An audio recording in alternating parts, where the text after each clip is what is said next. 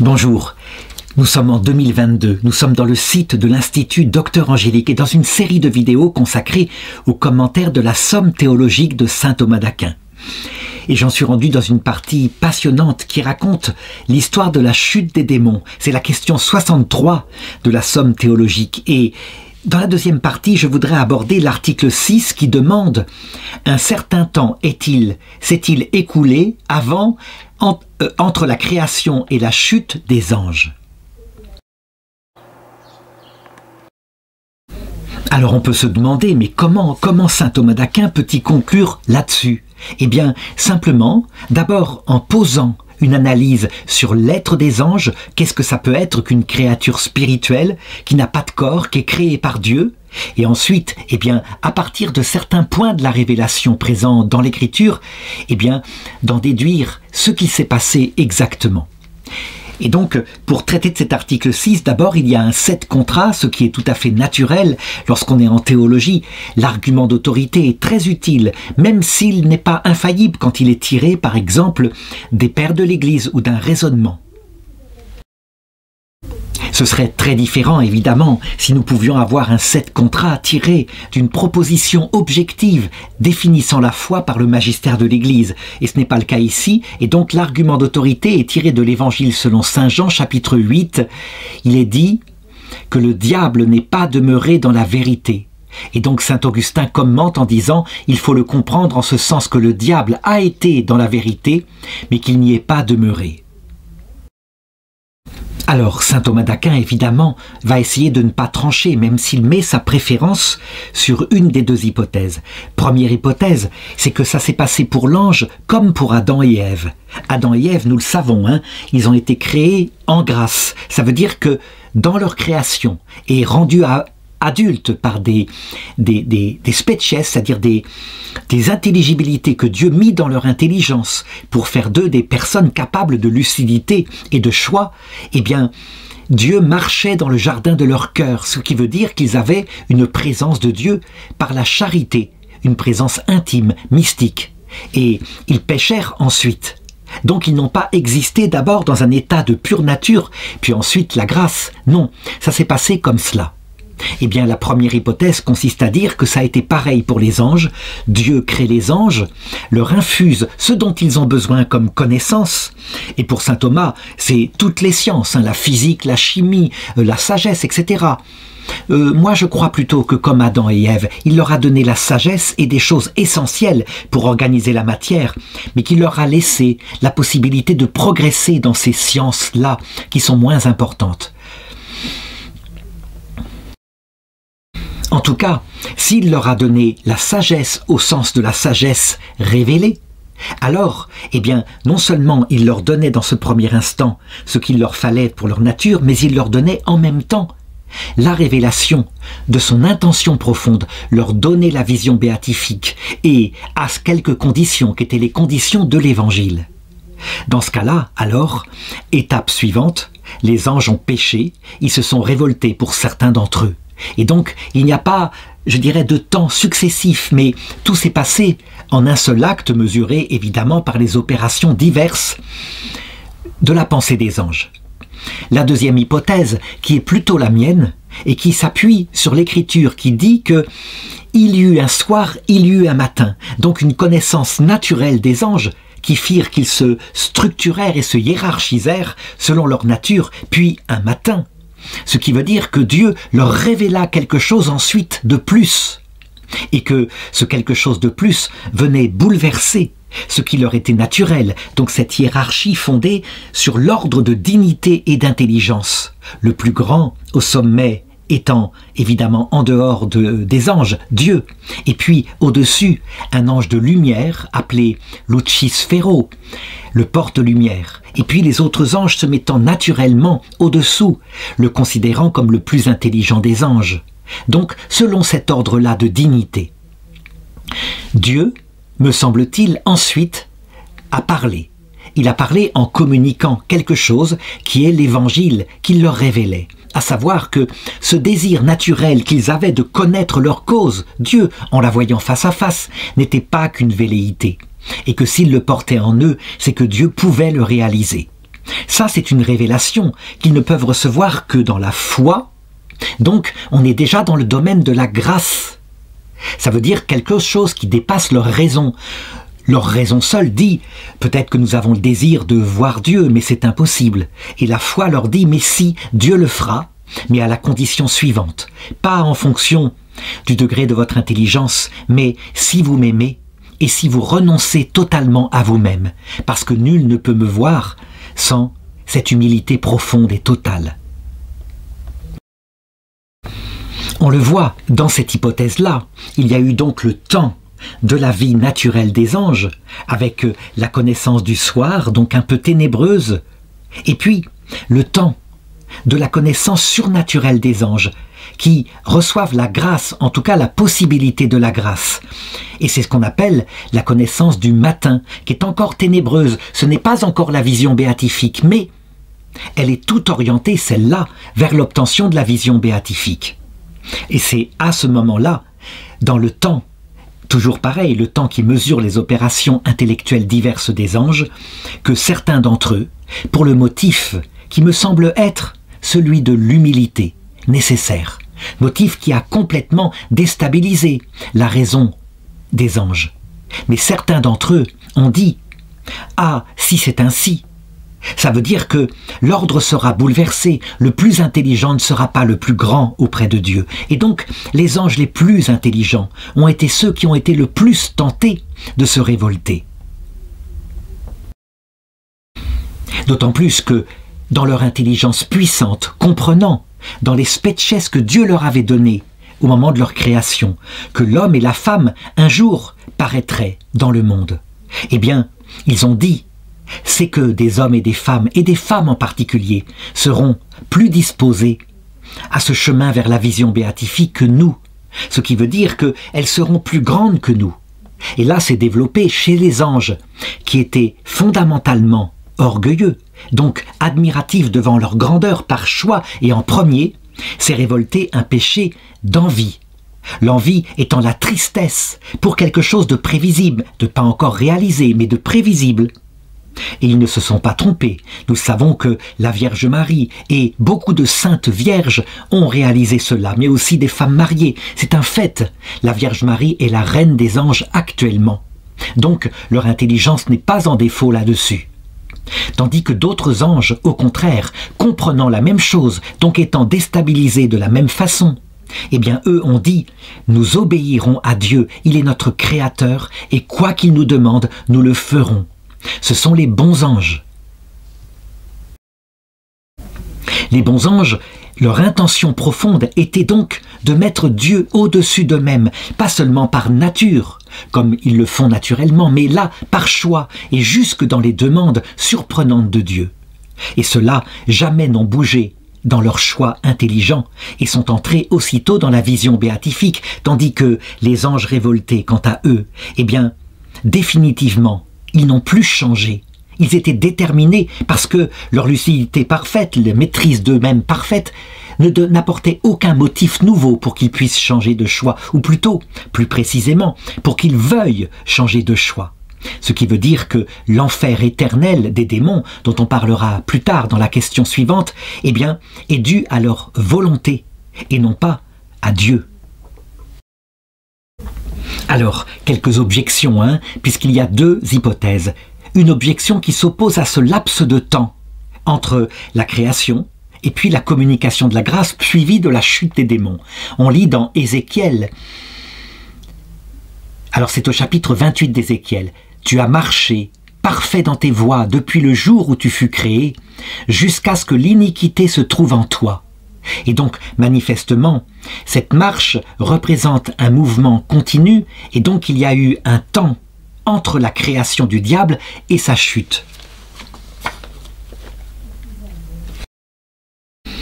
Alors saint Thomas d'Aquin, qui penche plutôt pour l'immédiateté de la chute des démons, dit « Par mouvement, il faut entendre ici une métaphore qui signifie la distinction, la suite des opérations intellectuelles des anges. Et donc en admettant que tout leur a été donné au départ, donc leur nature et la grâce, alors dans l'acte suivant, évidemment, c'est là qu'ils ont péché. Mais je l'ai dit, je penche plutôt pour un temps où ils n'étaient que dans leur ordre naturel, suivi d'un temps où leur a été révélée la grâce. Alors la deuxième objection vient d'Origène qui dit « L'antique serpent n'a pas marché sur le ventre, donc passant son temps à nous tenter pour nous faire tomber dans des péchés qui ne l'intéressent pas. » De l'égoïsme charnel. Il n'a pas passé son temps sur le ventre dès le début, ce qui veut dire que manifestement il y a eu un temps où il a été une noble créature, puis il est tombé. Alors la réponse est que, quelle que soit l'une des deux hypothèses qu'on prend, soit leur chute comme première opération après que la grâce leur ait été communiquée, soit leur chute après un temps où ils ont vécu naturellement, sans que la grâce ne leur soit encore révélée. Dans les deux cas, ce qui est certain, c'est que juste après que la grâce leur a été révélée, aussitôt ils ont compris son implication et les démons, à ce moment-là, sont tombés et ne sont pas revenus en arrière. Une troisième objection va comparer ce qui s'est passé entre les anges et Adam et Ève. Adam et Ève ont été créés dans la grâce, sont restés dans la grâce un certain temps, puis ont péché. Et donc, pour l'ange, ça doit être analogue. La réponse est qu'il y a une très grande différence entre notre nature, qui vit dans le temps, qui réfléchit, qui pèse le pour et le contre, qui peu à peu comprend, et les anges qui, inflexibles dans leur intelligence lumineuse, comprennent tout ce qui est contenu dans un concept que Dieu leur révèle, à savoir le concept de leur possibilité d'entrer dans la vision béatifique, et se pose par rapport à cela immédiatement et ne varie plus. Enfin, dernière objection, qui dit qu'il y a forcément un temps, en effet, l'instant où le diable fut créé, suivi de l'instant où lui fut communiqué tout ce dont il avait besoin pour penser, et suivi de l'instant où il a chuté. Donc il y a manifestement, de quoi qu'on en dise, un temps entre sa création et sa chute. Cette objection-là, on est obligé d'en admettre la vérité, ne serait-ce que à cause du fait que les anges, il y a aussi le temps où, étant créés, ayant reçu tout ce dont ils avaient besoin, se sont connus eux-mêmes, premier temps dans leur évum, premier mouvement intellectuel. Puis ils sont remontés vers Dieu par leur intelligence naturelle. Et puis, ils ont regardé les autres anges. Donc on peut dire que, manifestement, de toute façon, quoi qu'il en soit, il y a un certain nombre d'opérations intellectuelles que les anges font avant de se révolter et de se détourner de la grâce.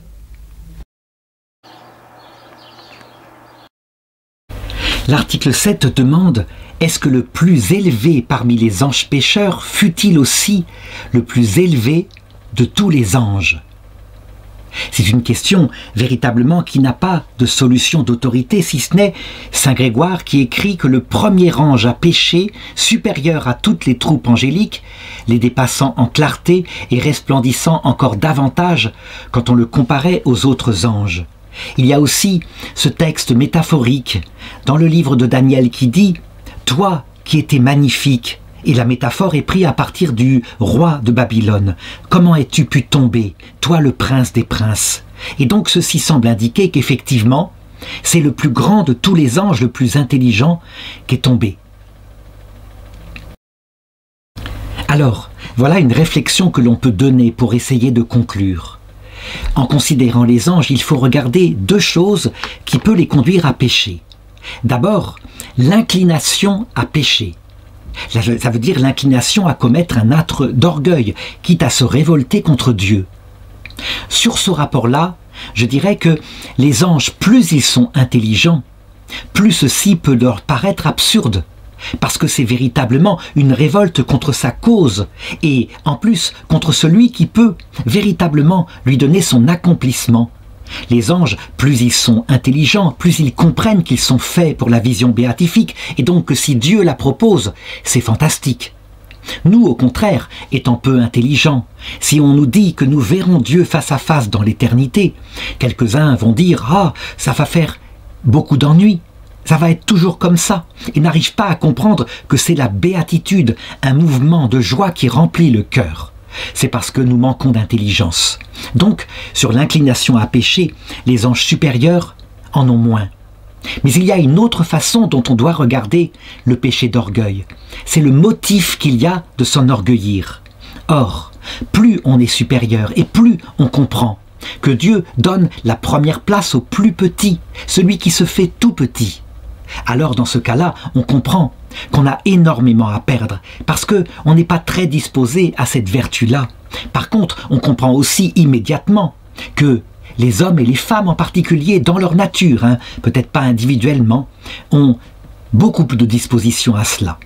Et donc, le motif de péché, de se révolter, est beaucoup plus grand quand on sait ce qu'on a à perdre et ce qu'on estime, si on est orgueilleux, qu'on estime devoir mériter.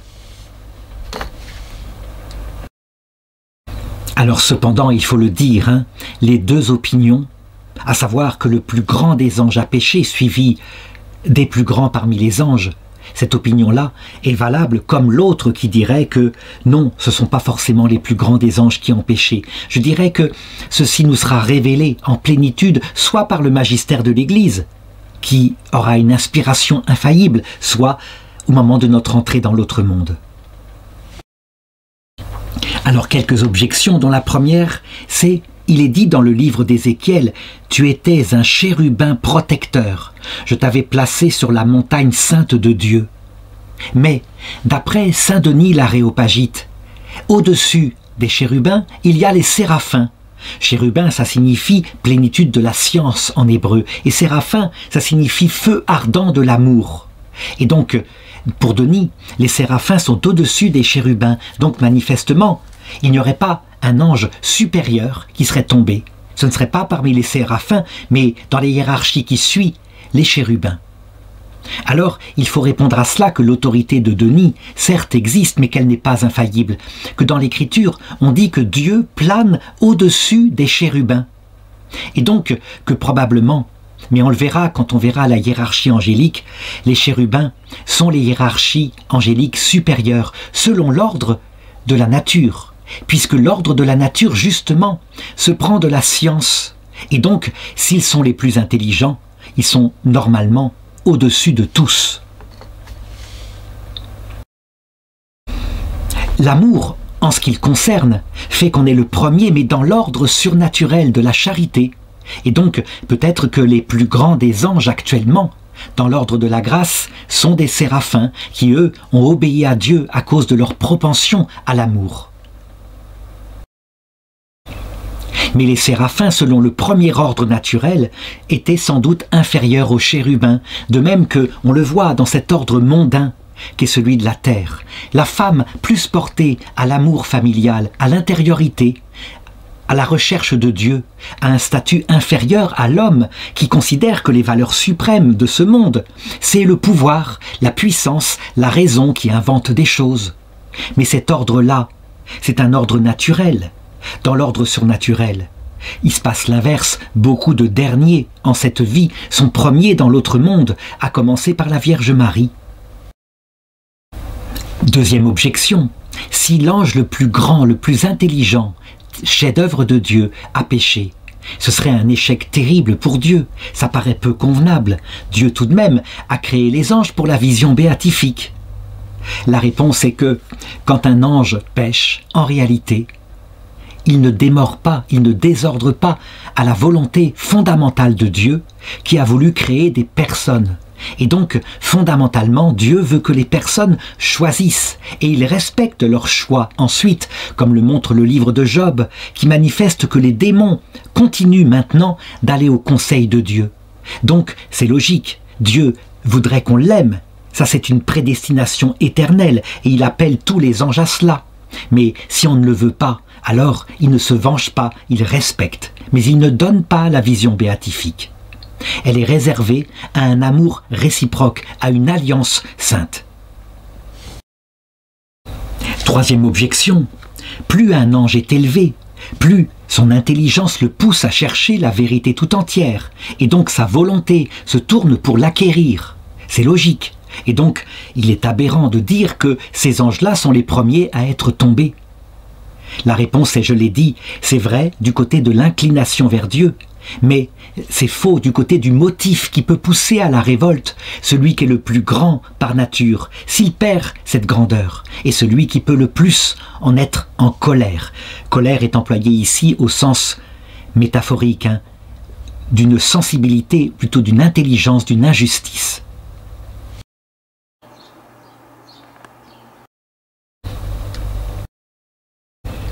L'article 8 demande « Est-ce que le péché du premier des anges fut la cause du péché des autres anges ?»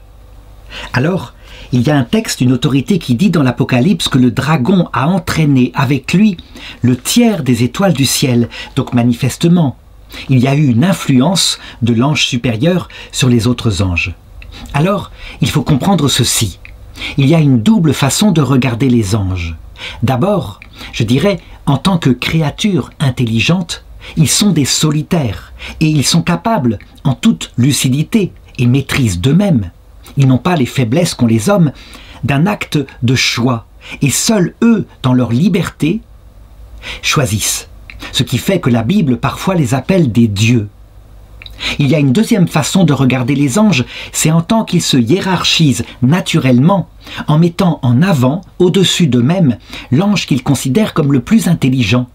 C'est naturel, ce n'est pas de l'humilité, ou plutôt c'est de l'humilité, l'humilité consistant à reconnaître ce qui est plus grand et à le reconnaître à sa juste place. Et donc, si l'ange supérieur a compris des choses concernant ce que Dieu avait révélé, alors on doit dire qu'il a communiqué, comme ça leur est naturel, les lumières de ce qu'il avait compris supérieurement aux autres anges.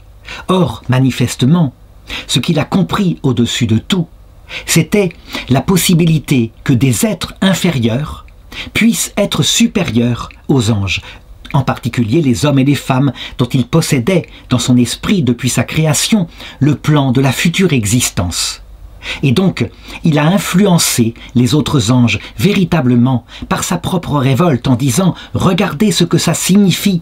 Ça signifie que nous devrons donc aider des personnes misérables par rapport à nous à devenir en Dieu supérieurs à nous. Et nous serons placés par Dieu sous l'autorité de ces créatures secondaires. Cette influence-là, évidemment, ne fait qu'influencer, elle n'est pas du tout la cause de l'acte des autres anges, mais ils en tiennent compte.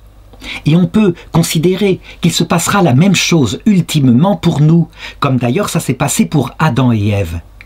Est-ce qu'on peut dire que c'est le démon qui est la cause de la chute d'Adam et Ève? La réponse est non. Adam et Ève avaient la capacité intellectuelle et la maîtrise d'eux-mêmes pour dire non au démon, comme on le voit dans la nouvelle Ève, la Vierge Marie, qui n'a jamais cédé aux tentations du démon.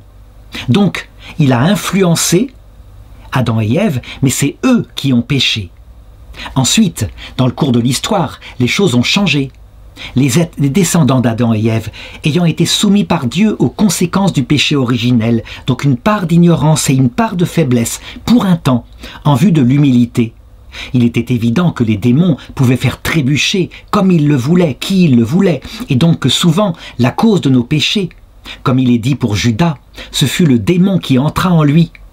Et donc, parfois, il y a une part de faiblesse, de colère, d'ignorance, de bêtise dans nos péchés, ce qui met une circonstance atténuante.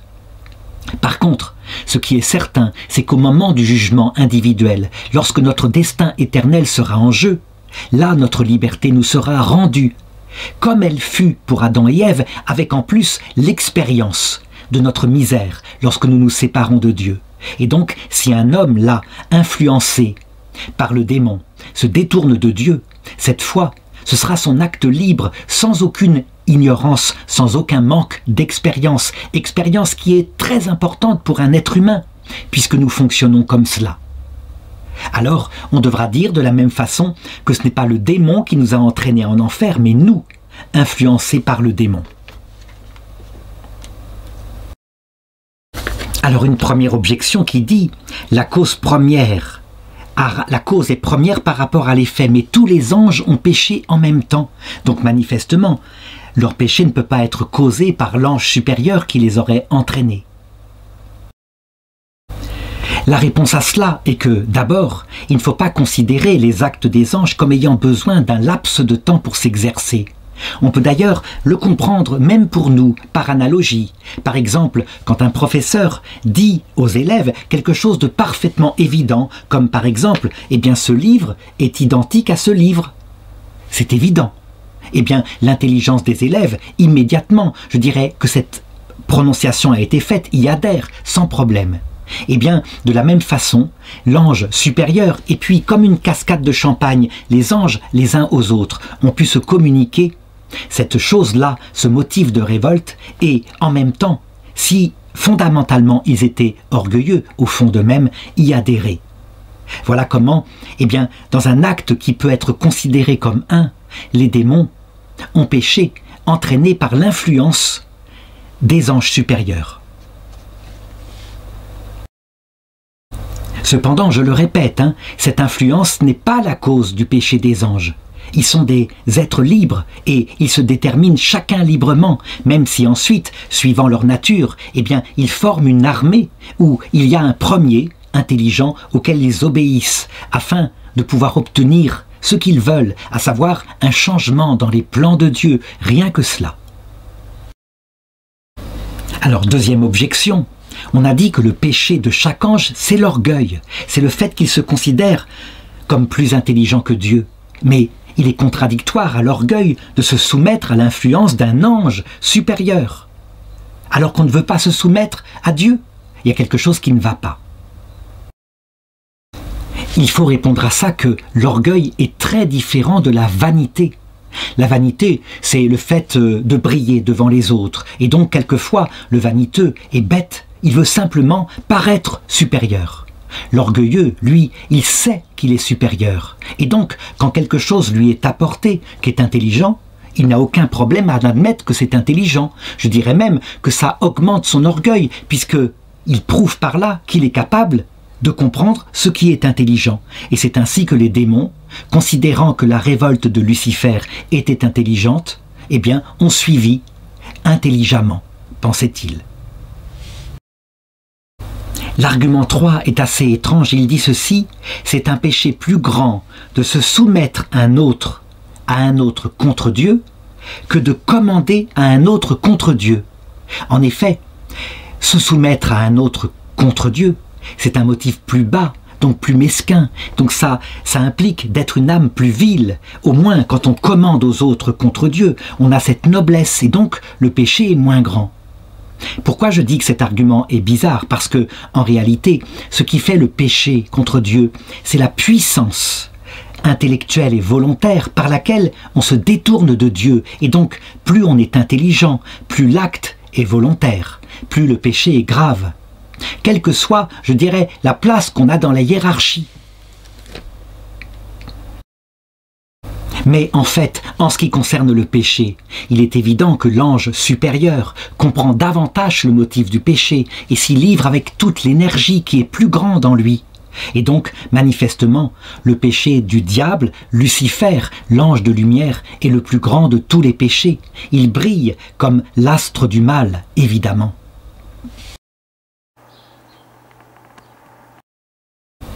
Enfin, l'article 9 demande « Y a-t-il autant d'anges pécheurs que d'anges fidèles ?» Alors évidemment, pour répondre à une telle question, difficile de se prononcer de manière certaine par un raisonnement. Il faut donc un argument d'autorité, et il y en a plusieurs dans l'Écriture. Par exemple, et alors évidemment, c'est à prendre au sens métaphorique, dans le 2e livre des Rois, chapitre 6, « Ceux qui sont avec nous sont plus nombreux que ceux qui sont avec eux. » Ce n'est pas un argument décisif, étant donné que ça parle évidemment d'une guerre, se confrontant Israël avec des peuples païens. Par contre, le texte de l'Apocalypse qui dit que le démon entraîna par sa queue un tiers des étoiles du ciel semble indiquer que un tiers des anges se sont révoltés contre Dieu, ce qui veut dire que 2 tiers sont restés fidèles à la proposition de Dieu. Alors, on peut tout de même utiliser une sorte d'argument qui démontre que, qui est un signe de la vérité de cette proposition. Je l'ai dit, par leur être naturel, les anges sont ordonnés à Dieu, véritablement. On peut dire que ce qu'ils sont, leur substance est créée avec des effets dans leur intelligence et leur volonté pour recevoir la présence de Dieu. Ce qui fait que, tout naturellement, dès le premier acte de leur création, ils se tournent naturellement vers Dieu et ils désirent, d'une velléité, mais tout de même ils désirent voir la cause qui les a créés.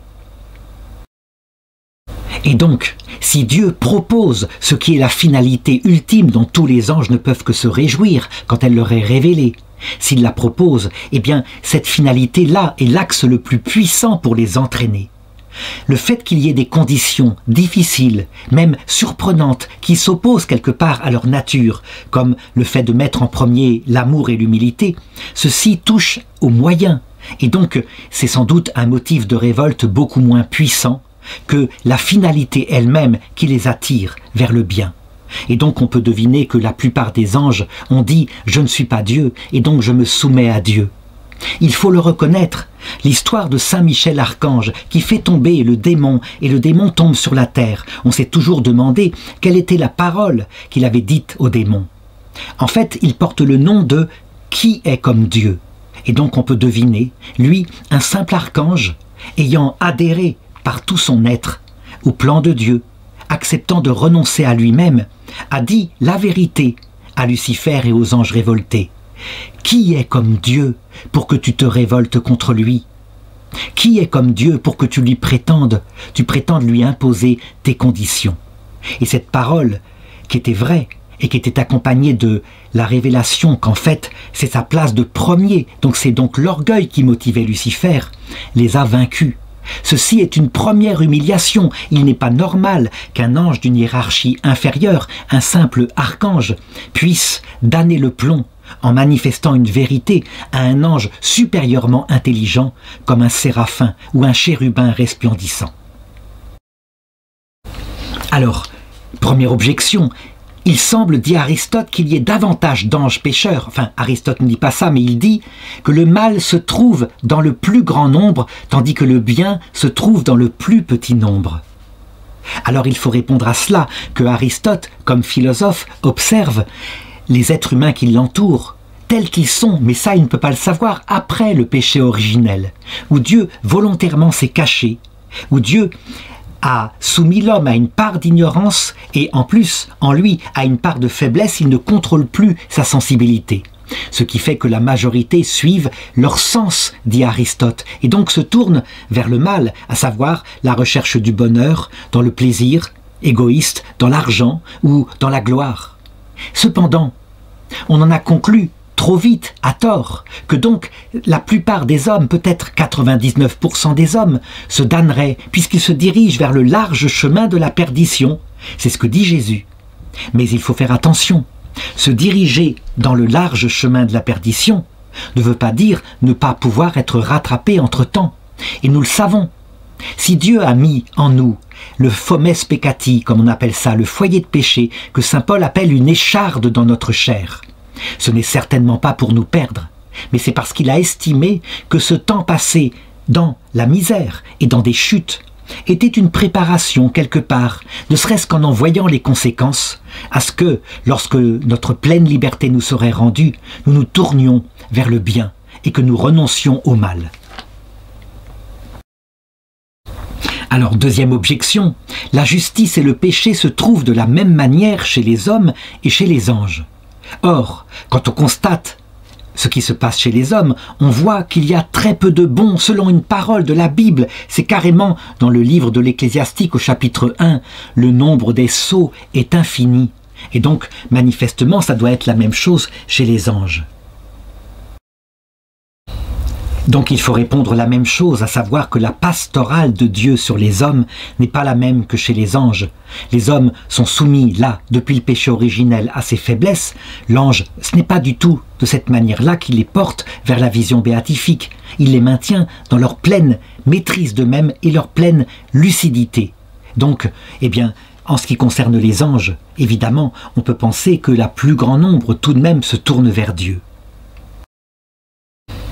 Alors l'objection 3 enfin dit, eh bien, les anges se distinguent non seulement par leur individualité, leur substance est unique, mais aussi par leur hiérarchie.